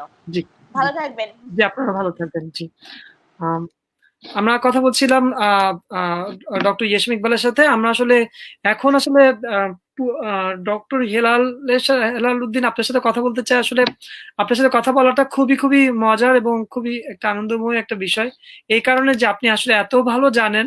এবং আপনার সম্পর্কে যেটা বলতে চাচ্ছিলাম যে এনআরবি কানেক্টিভিটি থেকে, ওয়াক টু সেনিটি থেকে আপনাকে অনেক বেশি ধন্যবাদ। আমরা ওয়াক টু সেনিটি চিন্তা করছিলাম যে যারা নাকি মেন্টাল হেলথ নিয়ে কাজ করে তাদেরকে অনেক বেশি প্রমোট করতে চাই। এবং যতগুলো অর্গানাইজেশন আছে সবগুলো অর্গানাইজেশনকে, যেহেতু নাকি আমাদের রিচিং এর লেভেলটা একটু ডিফারেন্ট, যেহেতু আমরা নিজেই আমেরিকায় থাকি বা আমরা অনেকগুলো দেশে আগেও কাজ করেছি, তো সেই জায়গাগুলোতে আমরা আসলে চাচ্ছিলাম যে যেই কাজই করে মেন্টাল হেলথ রিলেটেড তাদেরকে সাপোর্ট করব। এবং সবচেয়ে বড় ধন্যবাদটা আপনাকে দিতে চাই এই কারণে, এমন কোনো অর্গানাইজেশন নেই যে অর্গানাইজেশনকে আপনি সাপোর্ট করেননি। এটা একটা অনেক বড় একটা ব্যাপার। আসলে যেটা বলছিলাম যে একটা ভলান্টিয়ারের কি এমপ্যাথি বলেন বা কি কোয়ালিটি থাকা উচিত, তার মধ্যে সবচেয়ে গুড কোয়ালিটি বোধহয় আপনি একজন এক্সাম্পল, যে আপনি এত বড় একজন সাইকিয়াট্রিস্ট হয়ে, এত নাম করা একজন হয়ে, এবং জানেন যে এত জায়গা আপনি ইনভলভমেন্ট, কিন্তু তারপর আপনি কিভাবে আসলে আপনার থেকে একটা কেস স্টাডি, আপনি একটা কেস অ্যাকচুয়ালি আমার কাছে, যে আপনি কিভাবে এত জরুরি কাজ করার সত্ত্বেও সরকারের সাথে আপনি জড়িত। আমরা জানি আমাদের মাননীয় প্রধানমন্ত্রীর কন্যা, উনি নিজেও আসলে অনেক কিছুর সাথে জড়িত, অটিজম থেকে শুরু করে অনেক কিছু নিয়ে। এবং সেই জায়গায় আপনি ওনাদের সাথে আমি দেখেছি জেনেভায় মেন্টাল হেলথ একটা কনভেনশনেও আপনারা গিয়েছেন, এবং জরুরি অনেক জায়গায় আছে। কিন্তু how you manage your time এবং আপনার মানসিকতাটা কি কাজ করে, যে আপনি প্রত্যেকটা মানুষ যে নাকি একদম নতুন কালকে শুরু করেছে তার অর্গানাইজেশন বা তার পেজটা, তাকে যেও আপনি সময় দিচ্ছেন এবং সাপোর্ট করছেন, আপনার সেই মানসিকতার বিষয়টা আমি আসলে জানতে চাই। না, ধন্যবাদ। আমি আসলে যেটাকে ফোকাস করি সেটা হচ্ছে মানসিক স্বাস্থ্যকে আমি ফোকাস করি, মেন্টাল হেলথকে। কারণ কে শুরু করেছে বা খুব নতুন সংগঠন কিনা সেটা গুরুত্বপূর্ণ নয়, গুরুত্বপূর্ণ হচ্ছে তার কাজটা কি মানসিক স্বাস্থ্য নিয়ে কিনা। যদি তিনি মানসিক স্বাস্থ্য নিয়ে কথা বলেন তাহলে আমি তার সাথে সংযুক্ত হই। এবং আমি কিন্তু অনেক সময় যেটা করি সেটা হচ্ছে, হয়তো একই সময় যদি খুব গুরুত্বপূর্ণ বা অনেক বেশি ভিউয়ার যুক্ত একটি পেজ আর খুব কম ভিউয়ার যুক্ত ঢাকার বাইরে থেকে, বা আমি কিন্তু ঢাকার বাইরের জেলা শহরের অনেক শহরের বিভিন্ন ছোটখাটো তরুণদের সাথেও যুক্ত হয়েছি, আমরা বলছি আমি কিন্তু তাদের সাথে যুক্ত হতে বেশি আগ্রহী বোধ করি। কারণ আমি যদি তাদের সাথে যুক্ত হই সেখানে আরো অনেক বেশি মানুষ মোটিভেটেড হবে, তার একটি জেলা শহরে, ছোট্ট একটি জেলা শহরের মানুষ যারা মানসিক স্বাস্থ্য নিয়ে কাজ করতে চায়। বলে আমি বলবো যে আমার প্যাশনের জায়গাটা, বা আমি যখনই দেখি মানসিক স্বাস্থ্যকে আমরা যদি সেই জায়গায় পৌঁছাতে না পারি, শুরুতে যেটা বলছিলাম যে হোল সোসাইটি অ্যাপ্রোচ, সবাইকে নিয়ে যদি করতে না, আমি যদি আমার সংগঠনের মধ্যে, আমি আমার গণ্ডির মধ্যে, আপনি জিজ্ঞাসা করেছিলেন বাংলাদেশে কতজন মানসিক স্বাস্থ্য বিশেষজ্ঞ আছে, আমরা বলবো বাংলাদেশে এই মুহূর্তে মাত্র 250 জন মানসিক রোগ বিশেষজ্ঞ আছেন, সাইকিয়াট্রিস্ট 16 কোটি মানুষের। আমি যদি শুধু আমার এই গণ্ডির ভেতরেই থাকি এবং আমি যদি আরবান এলিটদের ভেতরেই থাকি ঢাকা শহরে, তাহলে কিন্তু আমার 16 কোটি মানুষের মানসিক স্বাস্থ্যের জায়গাটাকে আমি স্পর্শ করতে পারবো না। এবং সেই চিন্তা থেকেই কিন্তু আমাদের দেশে, আপনি জানেন অনেক উন্নত দেশেও নাই, আমাদের দেশে, এমনকি আমাদের দেশেও জাতীয় স্বাস্থ্য নীতিও হালনাগাদ নাই, কিন্তু আমাদের দেশে মানসিক স্বাস্থ্য নীতি কিন্তু আমরা তৈরি করতে পেরেছি এই সরকারের নির্দেশনায়, মাননীয় প্রধানমন্ত্রীর ঐকান্তিক ইচ্ছা। আমাদের মানসিক স্বাস্থ্য নীতি কিন্তু কিছুদিনের মধ্যে, কোভিড-19 না থাকলে এটা মার্চ মাসেই আমাদের ডিসেমিনেশন হয়ে যেত, জাতীয় মানসিক স্বাস্থ্য নীতি, যেটা অনেক উন্নত দেশেও কিন্তু নাই। দ্বিতীয় হচ্ছে আমাদের মেন্টাল হেলথ স্ট্র্যাটেজিক প্ল্যান একটি তৈরি করেছি আমরা, মানসিক স্বাস্থ্যের জাতীয় কর্মকৌশল। এবং এই কর্মকৌশল করার সময় আমরা কিন্তু যদিও বলছি 2030 সালের পর্যন্ত এই জাতীয় মানসিক স্বাস্থ্যের কর্মকৌশল, কিন্তু সেই কর্মকৌশল করার সময় আমাদের সামনে কিন্তু লক্ষ্য ছিল 2100 সাল। আমরা 2100 সালে এই সময়টিতে বাংলাদেশের মানসিক স্বাস্থ্য কিরকম হতে পারে সেটির কথা মাথায় রেখে কিন্তু আমরা 30 সাল পর্যন্ত একটি অ্যাকশন প্ল্যান তৈরি করতে সমর্থ হয়েছি। আমাদের অনেক ব্যক্তিবর্গ, বিশিষ্ট ব্যক্তিবর্গ এখানে সংযুক্ত হয়েছেন, আমি সবার নাম হয়তো বলছি না বিভিন্ন কারণে, কিন্তু তারা সংযুক্ত হয়েছেন এখানে এই মানসিক স্বাস্থ্যের কর্মকৌশলের ফলে। আমরা বলবো যে আমরা মানসিক স্বাস্থ্যের যে কাজগুলো করছি, হয়তোবা সেটি অনেকের ভাষায় খুব বেশি কেতাবি হয়ে যাচ্ছে, খুব বেশি থিওরিটিক্যাল হয়ে যাচ্ছে, কিন্তু আমরা বলবো এই কেতাবি কাজই কিন্তু একসময় বাস্তবে চলে আসবে। থিওরিটাই কিন্তু, আমাদের যদি থিওরি হাতে না থাকে আমরা কিন্তু বাস্তবে কাজ করতে পারবো না। তাহলে সবার আগে আমার হাতে একটা থিওরি দরকার, আমার হাতে একটা রোড ম্যাপ দরকার। সেই রোড ম্যাপটা আমার মনে হয় আমরা তৈরি হয়েছে। এবং আপনি জেনে আশ্চর্য হবেন, সবাইকে আমি বলতে চাচ্ছি যে আমাদের সিআরও যেটাকে আমরা বলি, সাউথ ইস্ট এশিয়ান রিজিয়ন, বিশ্ব স্বাস্থ্য সংস্থার 11টি রাষ্ট্র এখানে কাজ করে। সেই 11টি রাষ্ট্রের সদস্যের ভিতরে বাংলাদেশ একটি সদস্য রাষ্ট্র হলেও মানসিক স্বাস্থ্যের দিক দিয়ে বাংলাদেশ কিন্তু এই 11টি রাষ্ট্রের ভিতরে অনেক উন্নত দেশ আছে। আমাদের সাথে অর্থনৈতিকভাবে উন্নত অনেক দেশ আছে, হ্যাঁ, ভারতের মতো অনেক বড় দেশ আছে, শ্রীলঙ্কার মতো রাষ্ট্র আছে, সেখানে থাইল্যান্ড আছে। কিন্তু আমি বলবো মানসিক স্বাস্থ্যের দিক দিয়ে বাংলাদেশ কিন্তু এই 11টি রাষ্ট্রকে কখনো কখনো নয়, প্রায় বেশিরভাগ সময় মানসিক স্বাস্থ্যের দিক দিয়ে বাংলাদেশি তাদেরকে কিন্তু লিড করে। বাংলাদেশি কিন্তু তাদেরকে জানিয়ে দেয় কিভাবে এই পলিসিগুলো হবে, এবং এই সিআরওর যতগুলো অ্যাকশন প্ল্যান, পলিসি ডকুমেন্ট যা কিছু হয়েছে বেশিরভাগই কিন্তু হয়েছে আমাদের এই বাংলাদেশ থেকেই সেই জিনিসগুলো গিয়েছে। ফলে আমরা বলবো যে আমাদের অর্জন নেহাত কম না, আমরা সেই কাজগুলো করছি এবং সেই কাজগুলোকে ভালোবেসেই আমরা করছি। এবং আমরা মনে করি যে মানসিক স্বাস্থ্য যেন শুধুমাত্র চিকিৎসকের চেম্বার আর সাইকোলজিস্টের কাউচের মধ্যে সীমাবদ্ধ না থাকে, যে সাইকোলজিস্ট দীর্ঘক্ষণ কথা বলবেন আর সাইকিয়াট্রিস্ট ওষুধ দিবেন, এটিকে যদি আমরা মানসিক স্বাস্থ্য মনে করি তাহলে মানসিক স্বাস্থ্যের খুব ক্ষুদ্রাংশকে আমরা দেখবো। মানসিক স্বাস্থ্যের মূল জায়গাটা হচ্ছে আমরা বলি জনভিত্তিক মানসিক স্বাস্থ্য, কমিউনিটি মেন্টাল হেলথ। জনস্বাস্থ্যের সাথে মানসিক স্বাস্থ্যকে যখন সম্পৃক্ত করতে পারবো তখনই মানসিক স্বাস্থ্য কিন্তু পূর্ণতা পাবে, তার আগে মানসিক স্বাস্থ্য পূর্ণতা পাবে। আপনাকে একটু বলতে চাচ্ছি যে তার আগে এখনই আপনার যেটা বলছিলাম কিছুক্ষণ আগে সেটা কোনো একজন দর্শক দেখেছেন, হেলাল ভাই ইজ এক্সিলেন্ট ডক্টর, এবং একজন বলছে যে yes I am also with you, আর একজন বলছেন যে সুদূর সৌদি আরব থেকে, দুবাই থেকে বলছেন it's a great programme. So যেহেতু না কেনার বিভিন্ন জায়গা থেকে দেখছে, তো ওই জায়গা আমি দর্শকদের বেশি কমেন্ট নিচ্ছি না আসলে, কারণ আজকে সাবজেক্টটা খুব ইন্টেন্স। যেহেতু কাইয়ুম ভাইয়ের মতো কাউকে পেয়েছি বা আপনার মতো বা তানিয়া নুরের মতো, আমি আসলে চাচ্ছি যে সাবজেক্টের ভিতরে থাকতে। সো আরেকটা জিনিস আপনার সাথে জানতে চাচ্ছি যে এখন এই মুহূর্তে যে কোভিড এর যে সিচুয়েশন হয়েছে সেটার জন্য তো আসলে কি কি পদক্ষেপ নেওয়া হয়েছে, বা এই পদক্ষেপটা আপনি বলছিলেন যে এনাফ না, এবং আমরা যেটা জানি we believe in share responsibility, এটা কিন্তু একটা খুব জরুরি একটা বিষয়। ঠিক আছে, একটা সরকার বা একটা ব্যক্তিগত পর্যায়ে বা একটা ইনস্টিটিউট কিন্তু আসলে একটা সময়কে বা একটা দেশকে চেঞ্জ করতে পারবে না, একটা পৃথিবীকে। যেখানে WHO বলতেছে যে প্রত্যেক 4 জনের মধ্যে একজন মেন্টাল হেলথ ইস্যু তারা পার করছে কিছু না কিছু। সেই ক্ষেত্রে আপনি কি মনে করেন যে কোন কোন জিনিসগুলো যেহেতু এনাফ না, পরিবার থেকে, ফ্রেন্ডদের থেকে বা সংগঠনগুলোর থেকে, কারণ সংগঠনরা অনেক কালচারাল সংগঠন আছে, অনেক নাচ গান, অনেক ভালো ভালো কাজ করে, ওগুলো তো এন্টারটেইন করে মানুষকে, কিন্তু প্রত্যেকটা জায়গায় আপনি যদি বলেন শেয়ার রেসপন্সিবিলিটির জায়গায় মেন্টাল হেলথটাকে যদি ইনজেক্ট করার চেষ্টা করেন, কি আইডিয়াটা থাকা উচিত সে ব্যাপারে যদি একটু বলেন।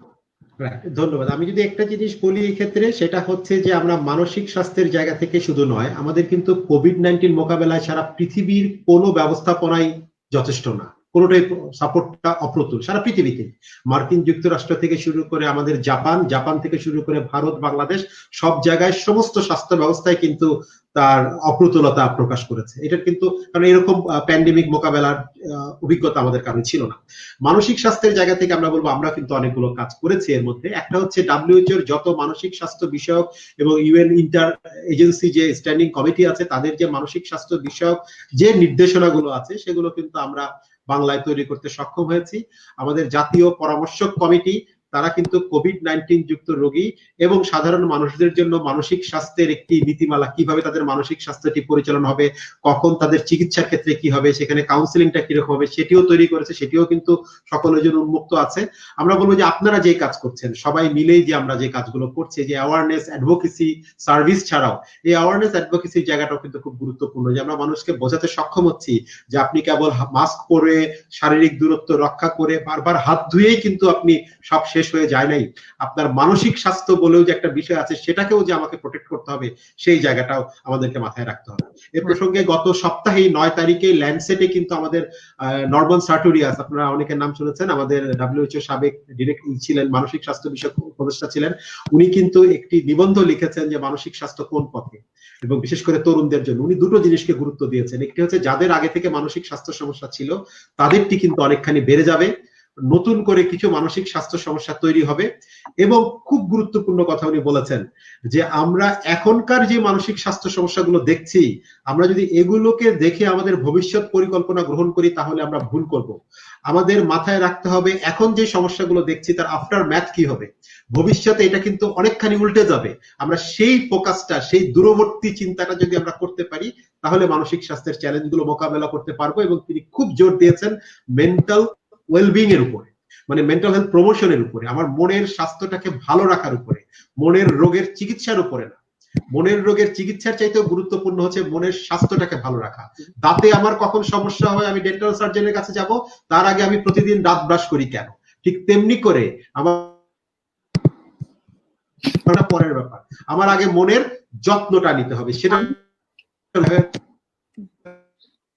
হেলাল ভাই, আপনার অডিওতে কিছুটা সমস্যা হচ্ছে, বা আপনার সাথে গল্প করা এটা হচ্ছে কি আনন্দ যে হেলাল ভাইয়ের সাথে কথা যখনই বলি, ওয়াক টু সেনিটির আপনি বাংলাদেশের প্রোগ্রামও আসছেন, তো আপনার সাথে কথা বলে আপনি একটা বইয়ের মতো, মানে শুধু কথা শুনতেই থাকি আর প্রশ্ন করতে থাকি। আমি কাইয়ুম ভাইয়ের কাছে একটু যাব। কাইয়ুম ভাইও খুব সুন্দর কথা বলেন। আমার সুযোগ হয়েছে কাইয়ুম ভাইয়ের একটা সেশন করা, এবং কাইয়ুম ভাইয়ের সেশনটা আমি কক্সবাজার সেশন করেছিলাম।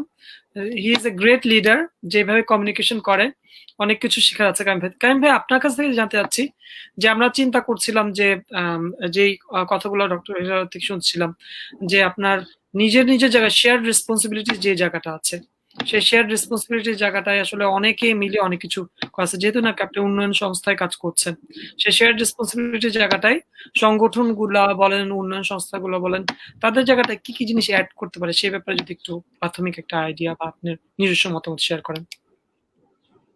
হ্যাঁ, আমিও শুনছিলাম ডক্টর হেলালের কথা, আমি কিছু শিখছিলাম আসলে, মানে ধন্যবাদ আবারও জানাচ্ছি আমাকে ইনভাইট করার জন্য। আমার অনেক কিছু শেখার হয়ে গেল আজকে এই সুযোগে। আমি বলার থেকে অনেক বেশি শুনছিলাম এবং শিখছিলাম আসলে। এই ডক্টর হেলাল, তারপর ডক্টর ইয়াসিম যারা ছিলেন, তো again thanks for inviting me. আচ্ছা, এইখানে পার্টিকুলারলি আমি যদি বলি যে ক্রাইসিসের সময়, তখন কিন্তু এই কোঅর্ডিনেশনটা খুব ইম্পর্টেন্ট। তখন এই ধরনের ক্রাইসিস বা এই ধরনের কোনো দুর্যোগকে কারো একার পক্ষে মোকাবেলা করা সম্ভব হয় না। সেটা সরকার হোক বা প্রাইভেট সেক্টর হোক বা কোনো একটা ইন্টারন্যাশনাল এনজিও হোক, যাই হোক না কেন, কারো একার পক্ষে এই ধরনের ক্রাইসিস ডিল করা খুবই আর কি, মানে কোয়াইট ইম্পসিবল। সো এই জন্য আমাদের কোঅর্ডিনেশন খুব ইম্পর্টেন্ট। আমরাও যারা কাজ করছি এখন, আমরাও একা কাজ করছি না, আমরাও বিভিন্ন আমাদের লাইক মাইন্ডেড বা যারা এই ধরনের বিষয় নিয়ে কাজ করছেন, তাদের একসাথে বসেই প্ল্যান করা হচ্ছে, একসাথে বসে তাদের মানে কর্মসূচি ঠিক করা হচ্ছে। যেমন আমি যদি এক্সাম্পল দিই, যারা আমরা কাজ করছি কমিউনিকেশনস নিয়ে, ওদের জন্য মানে আমরা ইউএন থেকেই একটা মানে পিলার ঠিক করা হয়। এই পার্টিকুলার শুধু একটা পিলার না, যখন এই ধরনের এই ক্রাইসিসটা হয় তখন 5টা পিলার একসাথে ঠিক করা হয়, যারা আর কি বিভিন্ন মাল্টি সেক্টরাল অ্যাপ্রোচ নিয়ে কাজ করছে। আমাদের একটা পিলার হচ্ছে গিয়ে RCCE, সেটা হচ্ছে race communications and community engagement. এখানে আমরা যারা কাজ করি কমিউনিকেশনস নিয়ে, আমরা সবাই একসাথে বসে প্ল্যান করি যে কিভাবে আমরা মেসেজটা দিব, যেন একটা ইউনিফাইড ভয়েস যায়। আমি একটা বললাম, আবার অন্যরা আরেকটা বললো, এটা না হয়ে যেন একটা ইউনিফাইড একটা ভয়েস যায়, এবং যেন এই মেসেজটা ওভারল্যাপ না করে। আমি যেখানে মেসেজটা দিচ্ছি সেখানে যদি আরেকজন সেম মেসেজ দেয়, তাহলে যারা রিসিপিয়েন্ট এন্ডে থাকেন বা অডিয়েন্স, উনি হয়তো কনফিউজ হতে পারেন। তো এই ধরনের কোঅর্ডিনেশন হয়তো আগে কখনো হয়নি, কারণ আগে এই ধরনের ক্রাইসিস, এই যেটা আমি বললাম যে শুরুতে বলছিলাম যে আনপ্রেসিডেন্টেড, অভাবনীয় একটা ক্রাইসিস, আর কখনো এরকম দেখিনি আমাদের এই সময়ে। তো এখানে এই ধরনের কোঅর্ডিনেশনটা খুবই ইম্পর্টেন্ট। আমরাও যেটা বললাম RCCর মাধ্যমে, শুধু এখানে সরকার না, এখানে সরকার আছেন, ডেভেলপমেন্ট সেক্টররা আছেন, প্রাইভেট সেক্টররা আছেন, সবাই নিয়ে আমরা এই কাজ। জি, খুবই সুন্দর কাইম ভাই, যে আপনার থেকে আরেকটু একটা বিষয় জানতে চাচ্ছি, সেটা হচ্ছে কি আপনার যে আমরা যেমন আমাদের সেক্টর থেকে অনেকজন মানুষকে জানতে চাচ্ছি, শিখছি, শেয়ার করছি যে জিনিসগুলা, ভবিষ্যতে কি এরকম যদি কেউ কখনো চায় যে ইউএনডিপির সাথে বা এরকম কোনো সাহায্য সংস্থা থেকে সাহায্য নিয়ে তারা আসলে ইয়ে করবে, সেক্ষেত্রে তাদের কিরকম প্রস্তুতি নেওয়া উচিত, যারা স্পেশালি মেন্টাল হেলথ নিয়ে কাজ করতে চায়, সেই ক্ষেত্রে যদি আপনি সাধারণ কোনো একটা। এখানে প্রথম যে এই হওয়া উচিত প্রিপারেশন, যে সাহায্যের জন্য ওয়েট না করা। আসলে যে সাহায্য আসবে তারপর এটা হবে, এটা আসলে সম্ভব না, তাই না? এটা হচ্ছে নিজ থেকেই আসতে হবে, এই কাজ করার আগ্রহটা নিজ থেকেই আসতে হবে। সাহায্য হয়তো পরে আসবে বা আসতে পারে, নাও আসতে পারে। আমাদের শুরুতেই এই প্ল্যান করি যে সাহায্য আসবে তারপর আমরা কাজ করবো, তাহলে আসলে কাজটা বেশি দূর আগাবে না। বাট অফকোর্স যখন আমি তো আগেই বলেছিলাম, যখন দেখি যে আমরা যে এরকম ক্রিয়েটিভ কাজ হচ্ছে, যেখানে হয়তো বা আরেকটু সাপোর্ট পেলে এটা আরেকটু অ্যাম্পলিফাই হবে, তখন কিন্তু ওই হেল্প করার মানুষ তখন একসাথে কাজ, আমি হেল্প বলবো, তখন থেকে আমি যেটা বলবো যে একসাথে কাজ করার তখন আরো অনেক উপায় বের হয়ে আসবে। কিন্তু আমাদের প্রথম যে থাকা উচিত মানসিকতা, সেটা হচ্ছে কি আমরা কাজ করব দেশের জন্য, আমরা কাজ করব কোনো একটা দুর্যোগ সময় নিজেকে প্রমাণ করার জন্য, এবং ওই দুর্যোগ যেন কিছু হলো, আমি বলবো না যে আমরা এই কাজের ফলে বাংলাদেশ চেঞ্জ হয়ে যাবে, বাট আমি যদি একটা সার্টেন কমিউনিটিকে হেল্প করতে পারি, এটাও কিন্তু একটা বড় একটা ইউজফুল আমি স্টেপ বলবো আর কি। Karim bhai, it's really nice to talk to you. এই ব্যস্ত সময়ের মধ্যে যে আপনাকে পেয়েছি, আমরা প্রোগ্রাম একদম আরে, শেষের দিকে আছি। আমি আপনার কাছে আমি একটু যেতে কায়ুম ভাইকে একটা প্রশ্ন, মানে আমি কায়ুম ভাইয়ের ওই কথা দিয়ে একটা মানে রেস্ট ধরে একটা জিনিস জানতে চাই। করোনার এই সিচুয়েশনটা, যেহেতু এটা খুব ইন্টেন্স একটা সিচুয়েশন, এবং আমরা আসলে এখন ঠিক নিজেরাও বুঝতে পারছি না যে কোন জায়গাটা থেকে আমরা আসলে ঠিক কি মানে কোপিং মেকানিজমের জন্য আমরা আসলে, কি মনে হয় আমরা আসলে কোন দিকে যাচ্ছি, মানে সরকারি ভাবে হোক বা সমন্বিত ভাবে হোক। খুবই ভালো হলো হেলাল ভাই থাকলেন। তো আমরা আসলে যা সাপোর্ট দিচ্ছি সেটা তো দিচ্ছি, কিন্তু এর বাইরে নিশ্চয়ই ওই পরিবর্তিত একটা পরিস্থিতির সাথে মোকাবেলা করতে আমরা আসলে ঠিক কোন জায়গাতে আসলে খুব প্রস্তুত, মানে এটা আমি আসলে কায়ুম ভাই, হেলাল ভাই প্রত্যেকেই প্রশ্নটা করলাম, আমরা কি করতে পারি আসলে আরো। কি করতে পারি, এটা তো আসলে এখন মানে আমাদের অনেক কিছু করা হচ্ছে, বাট সবকিছুরই একটাই লক্ষ্য, একটাই উদ্দেশ্য, সেটা হচ্ছে কি এই যে দুটোটাকে কাটিয়ে ওঠা। হ্যাঁ, সব আমরা যা করছি সবটা কিন্তু একটাই গোল এখন, যে সবাই একসাথে আমরা কাজ করবো এবং এই দুটোটাকে কাটিয়ে উঠবো। সেখানে মেন্টাল হেলথ, ফিজিক্যাল হেলথ, অনেক কিছুই তখন একসাথে কাজ করতে হবে। উইদাউট কোঅর্ডিনেশন এই অ্যাচিভমেন্টটা বা এই যে টার্গেটটা, এটা অ্যাচিভ করা ডেফিনেটলি ভেরি ডিফিকাল্ট টাস্ক হবে। কারণ আবারও বলছি, এই ধরনের অবস্থা পরিস্থিতি আমরা কখনো আগে দেখিনি, এবং আবার কখনো দেখবো কিনা আমি জানিও না। আমরা কখনোই এটার জন্য প্রিপেয়ার ছিলাম না, বা যেহেতু এখন চলে আসছে আমাদের অফকোর্স ফেস করতে হবে, এবং সেটা সবাইকে সাথে নিয়ে করতে হবে। এখানে সবার ইভেন যারা আমরা ইন্ডিভিজুয়াল আছি, আমাদের একটা রোল আছে। আমি যেটা শুনছিলাম একটু আগে যে মেন্টাল হেলথ এর ডক্টর কম, কিন্তু আমি যদি বলি এটা, আমাদের ইন্ডিভিজুয়াল, আমরা যদি আমাদের মেন্টাল ইলনেস বা হেলথটাকে যদি আমরা নিজেরা একটু অ্যাওয়ার থাকি, আমরা যদি কোনো রকমের প্রেশার বা কোনো রকমের নেগেটিভ যেসব কনসিকুয়েন্স ঘটে ওইসব থেকে নিজেকে একটু সরে রাখতে পারি, তাহলে আশা করা যায় যে আমাদের হয়তো বা ওই মেন্টাল হেলথ বা যেই সাপোর্টটা না হতে পারে। আমরা যদি সবসময় ফেসবুকে নেগেটিভ নিউজ দেখি, তাহলে অফকোর্স আমাদের মেন্টাল হেলথের উপর একটা প্রেশার পড়বেই। আমরা যদি অলওয়েজ নেগেটিভ নিউজ পড়ি, নেগেটিভ সবসময় একটা চিন্তা করি, তাহলে কিন্তু আমাদের উপর নেগেটিভ ইম্প্যাক্ট এমনিই পড়বে। অন দ্য আদার হ্যান্ড, আমি যদি পজিটিভ চিন্তা করি, আমি যদি পজিটিভ গল্প পড়ি, আমি যদি পজিটিভ মুভি দেখি, পজিটিভ আমার যদি আড্ডা হয়, তাহলে কিন্তু আমি মনে করি যে মেন্টাল যে হেলথটা বা ওয়েলবিং, এটা এমনিতেই অনেক মানে কি বলবো আমি, অনেক এগিয়ে ভালো থাকে। থাকে। জি। একটা উদাহরণ দিয়ে আমি শেষ করব। আমরা যারা কাজ করছি এখন ক্রাইসিস কমিউনিকেশনসে, আমাদের জন্য কিন্তু মেন্টাল হেলথটা খুবই ইম্পর্টেন্ট। কারণ কি, আমরা প্রতিনিয়ত দেখছি আমরা বিভিন্ন রকম অ্যাক্সিডেন্ট হচ্ছে, মারা যাচ্ছে মানুষ, হ্যাঁ, এইসব নিয়ে আমাদেরকে বিভিন্ন রকম মেসেজিং করতে হচ্ছে। এখন আমরা যদি দেখি যে আমাদেরই মেন্টাল হেলথ উইক হয়ে যাচ্ছে, তাহলে কিন্তু এই যে ক্রাইসিস কমিউনিকেশন, এটাকে আমরা ফাইট করতে পারবো না। এর জন্য আমরা কি করি, আমরা সাধারণত এই ধরনের নিউজ গুলাকে একটু অ্যাভয়েড করি। আমরা যেসব পজিটিভ নিউজ, যেখানে মানুষ ভালো হচ্ছে, মানুষ সুস্থ হয়ে ফিরে আসছে, এইসব নিউজ গুলো বেশি প্রমোট করি। কি মানে, যেই মানুষ সুস্থ হয়ে ফিরে আসলো, সে আসলে কি করেছে, তার কি কি স্টেপ ছিল, এই স্টোরি গুলো বেশি বেশি শেয়ার করা, তাতে যেন মানুষ পজিটিভ নিউজ গুলো বেশি পায়। অফকোর্স মানে এই না যে মানুষ নেগেটিভ নিউজ পড়বে না, অফকোর্স এগুলো আসবে, কিন্তু ওই ফিল্টারটা, আমি কোনটা বেশি নিব কোনটা কম নিব, ওটা আমাকে ইন্ডিভিজুয়াল আমার রোল আর কি, রাইট? এবং আমি কি রুমার স্প্রেড করবো কিনা, ওটা আমার ইন্ডিভিজুয়াল রোল। খুব সুন্দর একটা পয়েন্টে কাইম ভাই আসছেন। আমি এক্স্যাক্টলি এই পয়েন্টটা নিয়েই আসলে তানিয়া নূরের কাছে প্রশ্ন করব। তানিয়া নূর, আপনার কাছে জানতে চাচ্ছি, এই যে বললো যে নেগেটিভ একটা যে ইম্প্যাক্ট, কারণ হচ্ছে কি এগুলো তো সত্যিকারের জীবনে সত্যি কথা যেগুলো আমরা এখন ফেস করছি কোভিড লাইফে। সো সেক্ষেত্রে আমি আগে যেটা বলছিলাম যে সবারই ফেসবুকে 5,000 করে ফ্রেন্ড আছে, এবং কম বেশি সবাই নাকি কিছু দেখলেই অনেকে শেয়ার করে, ভুল জিনিস শেয়ার করে, যে একটা প্যানিক স্প্রেড করার একটা ব্যাপার। আর হচ্ছে কি কাইম ভাই যে জিনিসটা সুন্দর করে বললো যে পজিটিভ নেগেটিভ জিনিস তো আছেই, বা এই জিনিসগুলো তো একটা ভয়ের বিষয়, এগুলো তো ভীত হওয়ার ব্যাপার আছেই। কিন্তু যেমন আমরা এনআরবি কানেক্টিভে একটা জিনিস শেয়ার করেছিলাম, 99 বছর বয়স অথবা 98 বছর বয়স একটা বয়স্ক মহিলা, উনি কোভিড কে হার মানিয়ে সুস্থ হয়ে ফেরত চলে আসছেন, রাইট? এই ধরনের জিনিসগুলো কিন্তু আসার কথা আসলে এই সময়গুলো। যেমন আমি যখন এখন ওয়াশিংটন ডিসি স্টুডিওতে বসে আছি, বাংলাদেশ থেকে অনেকে ফোন করে, টেক্সট করে যে আমাদের এখানে 2 জন কোভিড রোগী ধরা পড়েছে, আমাদের ওখানে একজন লোক মারা গেছে, বাংলাদেশের অবস্থা খুব খারাপ, এই জিনিসগুলো বলে। এইগুলা অনেকে শুধু কিছুক্ষণ পর পর শেয়ার করতেই থাকে যে এক মারা যাচ্ছে, আরেকজন ধরা পড়ছে, এরকম যে জিনিসটা। তো এই জায়গাটা তানিয়া নূর আপনার থেকে জানতে চাই যে এইগুলা তো আসলে একটা ইম্প্যাক্ট ফেলে, সেই ইম্প্যাক্টের জায়গাটায় আপনার কোনো পরামর্শ আছে কিনা, বা শেয়ার করার জায়গাটা থেকেও ইভেন। জি, আপনি কথা জি। ব্যক্তিগত ব্যাকগ্রাউন্ডটা যেহেতু কমিউনিকেশন, আমিও কমিউনিকেশন নিয়ে কাজ করছি। আমাদের প্রচন্ড একটা স্ট্রেসফুল সময় কি, মানে আমরা যারা যে পেশাতেই থাকি, সেটা যে কোনো পেশা হতে পারে, আমাদের কিন্তু একটা বিশাল শিফট, মানে আমি অফলাইন থেকে অনলাইনে চলে আসছি, আমাকে এখন ডিজিটাল প্ল্যাটফর্মে কাজ করতে হবে, এটা আমাকে মেনে নিতে হবে।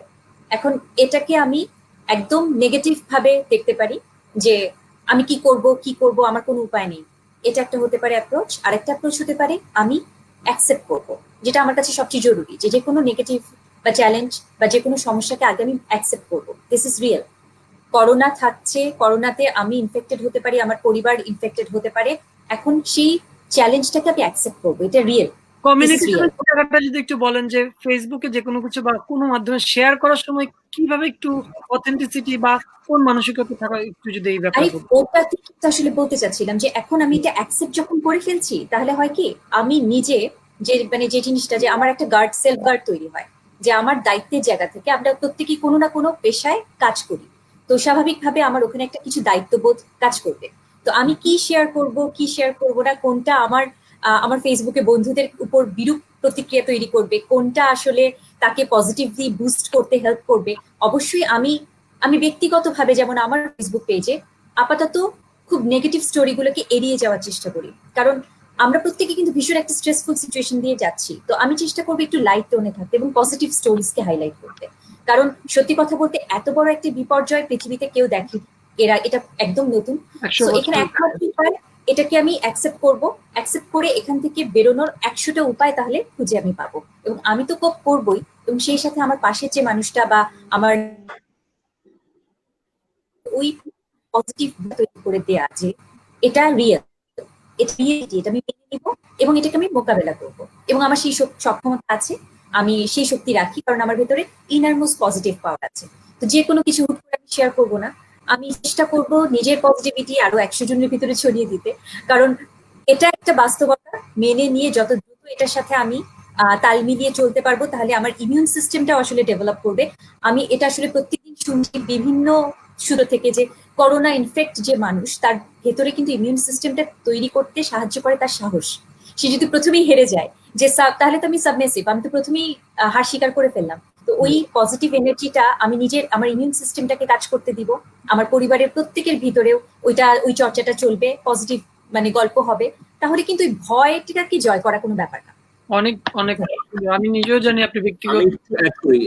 আমি একটু ফেসবুক শেয়ারের ব্যাপারে, এখানে আমাদের এখন ফ্যাক্ট চেক ইজিলি করা আছে, তো কোনো কিছু শেয়ার করার আগে আমি যদি একটু রেসপন্সিবল হয়ে ফ্যাক্ট চেক করে নিই, তাহলে হয়তো আমি একটা রিউমার ছড়ানো থেকে নিজেকে বেঁচে রাখতে পারি। তো যারা শুনছেন আমি রিকোয়েস্ট করবো যে এই ধরনের যখন কোনো একটা কনফিউশন ক্রিয়েট করবে, এই ধরনের নিউজ শেয়ার করার আগে একটু আপনি ফ্যাক্ট চেক করে নেবেন যেটা আসলে ট্রু কিনা।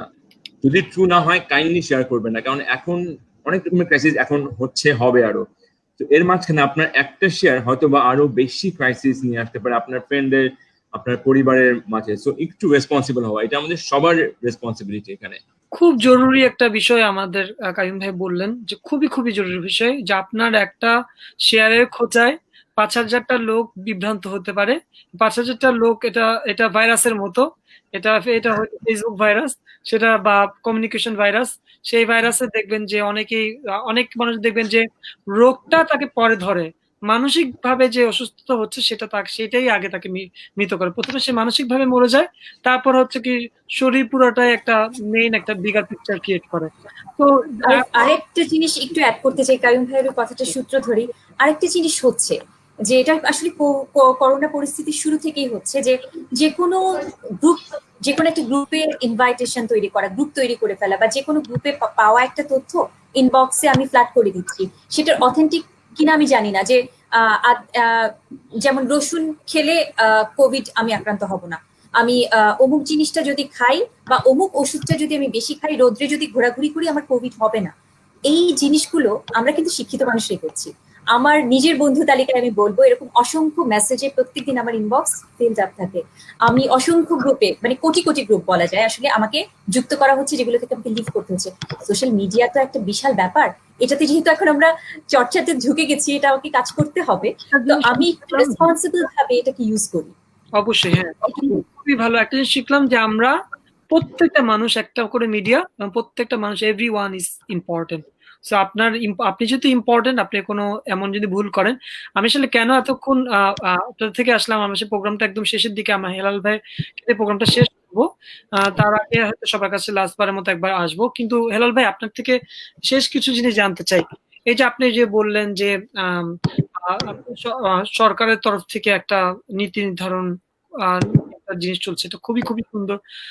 আমরা সরকারকেও অভিনন্দন জানাই যে অনেকগুলো দেশের এবং অনেক উন্নত দেশের চেয়েও এই ব্যাপারে যে চিন্তা করছে, তার চিন্তা করছে, আগাচ্ছে, ভাবছে, বা আপনি খুবই ইনভলভ আছেন এটার সাথে, আমরা জানি।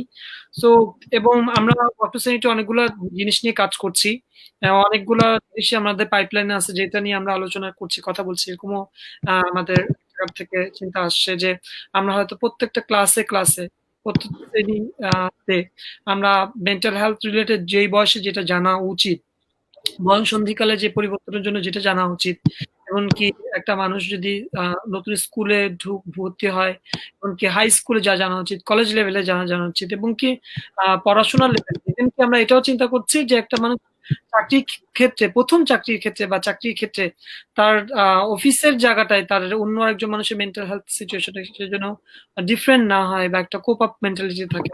এরকম বিভিন্ন জিনিস নিয়ে আমরা চিন্তা করছি যে কনটেক্সট বা এরকম পাঠ্যপুস্তক বলেন বা কিছু একটা ভিডিও, অডিও, এগুলো কিছু ক্রিয়েট করতে। সো ওইগুলো আপনার সাথে শেয়ার করলাম, কারিম ভাইয়ের সাথে শেয়ার করলাম এই কারণে যে আমাদের এরকম অনেকগুলো টার্গেট আছে বিভিন্ন, যেমন 1000 পর্বের আমরা মেন্টাল হেলথ ম্যাটার প্রোগ্রামটা করছি। আমরা অনেক কিছু নিয়ে চিন্তাও করছি যে কিভাবে করে লিসেনার বাড়ানো যায়। যেহেতু আপনি একটা জিনিস বললেন, this is very much challenging, আমি বলবো না অ্যালার্মিং, এটা চ্যালেঞ্জিং। প্রত্যেকটা জায়গার কিছু কিছু চ্যালেঞ্জ থাকে, আমি প্রবলেম হিসাবে দেখি না, আমি দেখি এগুলো চ্যালেঞ্জ, এগুলো আমাদের ওভারকাম করতে হবে। যে 18 কোটি মানুষের দেশে যদি 215 জন মেন্টাল হেলথ রিলেটেড এক্সপার্ট থাকে বা ডক্টর, সাইকিয়াট্রিস্ট থাকে, এটা অনেক বড় একটা চ্যালেঞ্জ। সেই ক্ষেত্রে আমার কাছে আপনার থেকে জানতে চাচ্ছি যে এই চ্যালেঞ্জটার ক্ষেত্রে প্রত্যেকটা জায়গা থেকে আপনি কি মনে করেন যে তাদের আরেকটু বেশি কি করা যায়, বা এখনই কি বেস্ট সময় কিনা এই ইনিশিয়েটিভ গুলো নেওয়ার, সে ব্যাপারে যদি একটু বলেন। অবশ্যই, ধন্যবাদ আপনাকে। আমরা মনে করি যে প্রত্যেকটা ক্রাইসিস ইজ অ্যান অপরচুনিটি। এই যে ক্রাইসিস আসছে, ঝড়ে যখন আমার ঘরটা ভেঙে যায়, তারপরে যখন আমি আবার নতুন করে ঘর তৈরি করি, তখন দেখবেন আমি আগের ঘরের চাইতে শক্তিশালী একটি ঘর তৈরি করেছি। আগে আমার ঘরটা ঝড়ে ভেঙে গিয়েছিল, এই অভিজ্ঞতা আমার মাথায় আছে, সুতরাং আমি নতুন ঘরটাকে অনেক শক্তিশালী করে তৈরি করবো। তা প্রত্যেক ক্রাইসিস থেকে কিন্তু আমরা আরো নতুন করে আরো বেশি শক্তিতে বলিয়ান হয়ে উঠে দাঁড়াই। সেটাই কিন্তু আমাদের সক্ষমতা, সেটাই কিন্তু মানুষ হিসেবে আমাদের পটেনশিয়ালিটি। আমাদের অনেক সময় আমরা কথায় কথায় বিভিন্ন টকশো বা বিভিন্ন এরকম ফেসবুক লাইভে সরকার কি করছে, রাষ্ট্র কি করছে, অমুক কি করছে, তমুক কি করছে, এসব কথা বলি। আমরা বলি সরকার, রাষ্ট্র এগুলো অনেক পরের ব্যাপার। আমরা 18 কোটি মানুষ, প্রত্যেকেই রাষ্ট্রের অংশ, প্রত্যেকেই সরকার, প্রত্যেকেই সরকারের পার্ট। এবং আমরা বলবো আমি যেই প্রতিষ্ঠানটিকে আমি সবচেয়ে গুরুত্ব দিই, সরকারের চাইতে বড় যে প্রতিষ্ঠান আমি মনে করি, রাষ্ট্রের চাইতে বড় যে প্রতিষ্ঠানটাকে আমি মনে করি, সেটা হচ্ছে পরিবার। এবং এই পরিবারকে যদি আমরা মেন্টাল হেলথের উপরে ওরিয়েন্টেড করতে পারি, প্রথম হচ্ছে starting well, developing well, living well, working well and ageing well.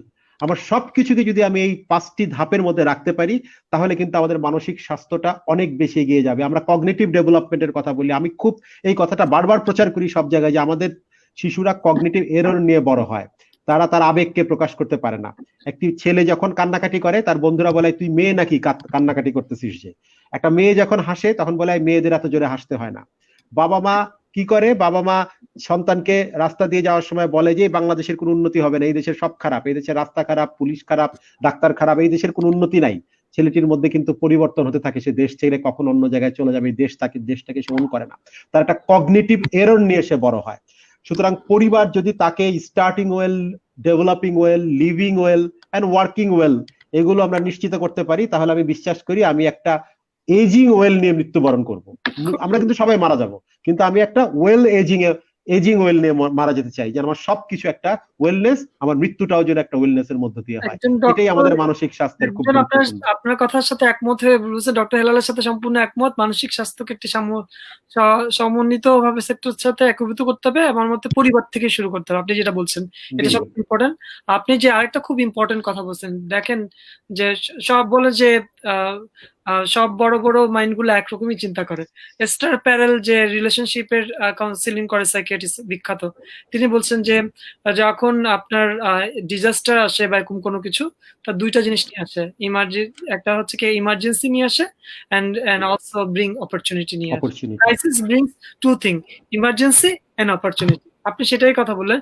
এই অপরচুনিটিটা থেকে কাজে লাগিয়ে হোক অথবা সেবা করে হোক, পৃথিবীর প্রথম ট্রিলিয়নিয়ার যেমন অ্যামাজনের মালিক হয়েছেন, সেরকম অনেক অনেক জায়গায় অনেক সুযোগ আছে যে এই সময়টা বাসায় যেহেতু থাকতে পারছে, পরিবারকে খোঁজ রেখে, বন্ধুদের সাথে খোঁজ রেখে, অনেক কিছু নিজেকে ডেভেলপ করে পড়াশোনার মাধ্যমে, নলেজের মাধ্যমে, বই পড়ে আমরা আসলে প্রত্যেকটা মানুষ আসলে ব্যক্তিগতভাবে নিজেদেরকে ডেভেলপ করতে পারি, পরিবারকে দেখতে পারি, এবং সেইভাবে করে আমরা আস্তে আস্তে আগাতে পারি। শেয়ার রেসপন্সিবিলিটিটা খুব ইম্পর্টেন্ট। আজকের অনুষ্ঠানে একদম শেষের দিকে আমরা তানিয়া নূর আপনার থেকে এক এক করে আসবো আমরা। তা আপনি যদি শেষ কিছু বলার থাকে আমাদের দর্শকদের জন্য।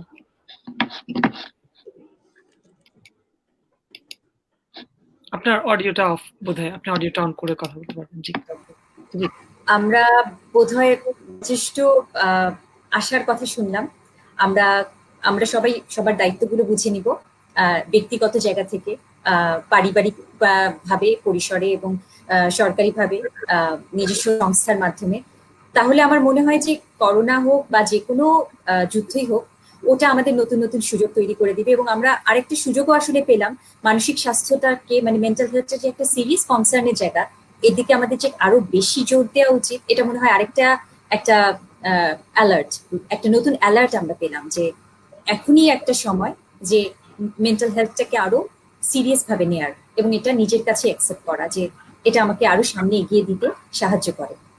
আর হেলাল ভাইয়ের কথা শুনলাম, কাইম ভাইয়ের কথা শুনলাম, আমি আশা করি।